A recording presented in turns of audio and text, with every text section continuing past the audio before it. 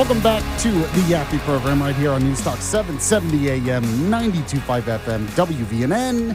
Yes, your Alabama's, that's not right. Alabama's voice of reason. That's what I am for you still in 2026. If you want to weigh in, we have some people weighing in already, but you can as well on our Yaffee text line, 866-494-9866. All right, let's get to those headlines. We have the Alabama bullet points. Alabama bullet points. Today's headlines from around the Yellowhammer State. Sponsored by Larry's Pistol and Pawn. Number 4 today, Mike Rogers is officially running for re-election in 2026. He also has the backing of President Donald Trump.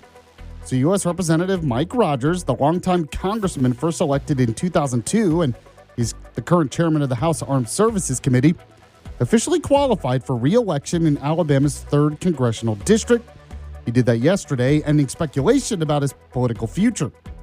Now, he announced his bid with strong early support from President Trump, who had endorsed him months earlier as part of a wave backing Alabama's GOP House incumbents. Now, Rogers highlighted his role in securing Huntsville as the permanent headquarters for U.S. Space Command and expressed gratitude for Trump's endorsement, pledging to advance the peace through strength agenda by closing borders, protecting the unborn, unleashing American energy, and growing the economy over the next 2 years. So he'll easily win, of course.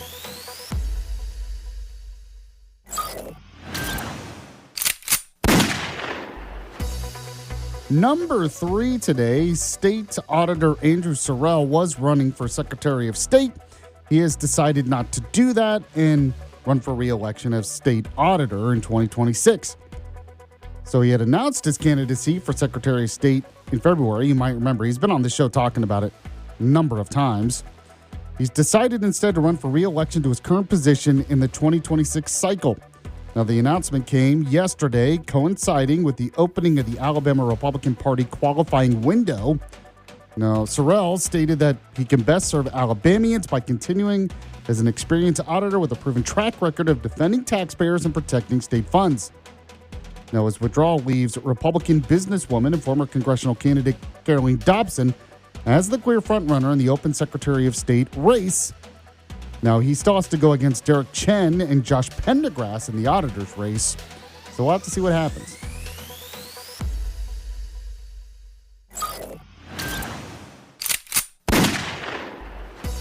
Number 2 today, Senator Tommy Tuberville believes that not only should Tim Walz not run for re-election, he announced that yesterday, but he says Walz should resign immediately and be indicted, go to jail.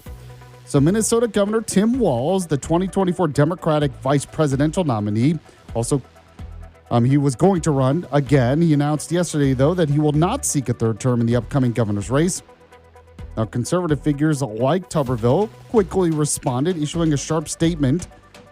He celebrated Walz's exit while accusing him of enabling failed liberal policies, such as designating Minnesota a trans refuge state, also allowing gender-affirming procedures for children, inaction during the George Floyd riots, and turning a blind eye to massive welfare fraud. So he said, look, he should resign immediately and face indictment instead. So not mincing words as usual, Tuberville.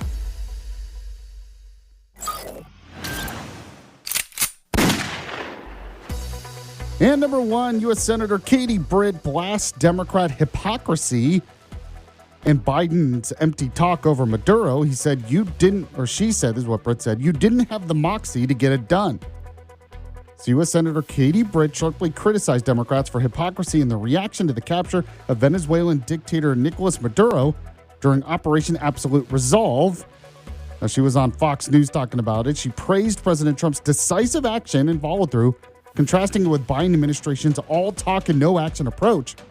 Now, she pointed out that Democrats, including Senate Democrats and Biden himself, who raised a $25 million bounty on Maduro while acknowledging Venezuela's instability, previously called for strong measures against Maduro but lacked the resolve or moxie to act.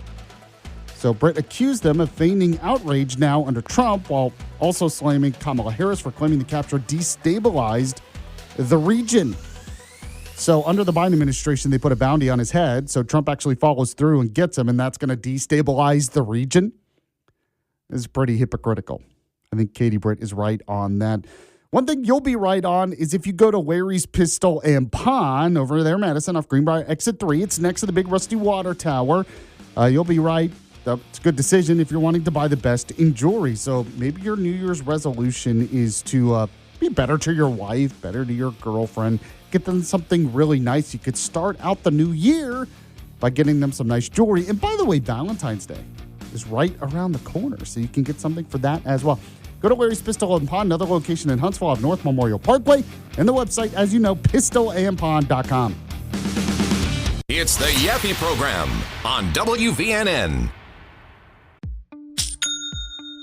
Nobody does selling better than Shopify. Shopify is the home of the #1 checkout on the planet. And the not-so-secret secret, with Shop Pay that boosts conversions up to 50%, meaning way less carts go abandoned and way more sales going through. So if you're into growing your business, your commerce platform better be ready to sell wherever your customers are scrolling or strolling. On the web, in your store, in their feed, and everywhere in between. Businesses that sell more, sell on Shopify. Upgrade your business and get the same checkout that Skims uses. Sign up for your $1 per month trial period for 3 months at shopify.com/Westwood1, all lowercase. Go to shopify.com/Westwood1 to upgrade your selling today. Shopify.com/Westwood1.